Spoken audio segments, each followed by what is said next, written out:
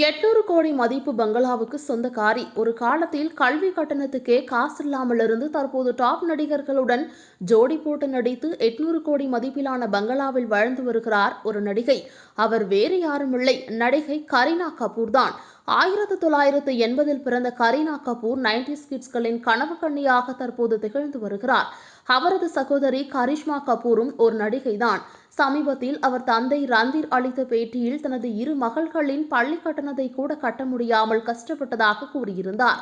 கரீனா கபூர் அளித்த பேட்டியில், நாங்கள் பாரம்பரிய திரையுலக குடும்பத்தை சார்ந்திருந்தாலும் ஒரு காலகட்டத்தில் நாங்கள் வறுமையில் இருந்தோம் என்றும், அப்போது என் சகோதரி கரிஷ்மா லோக்கல் ட்ரெயின் மற்றும் பேருந்துகளில் கல்லூரிக்கு சென்று வந்தார். அப்போது பொருளாதார சிக்கலில் இருந்தோம் என்று கூறியிருந்தார்.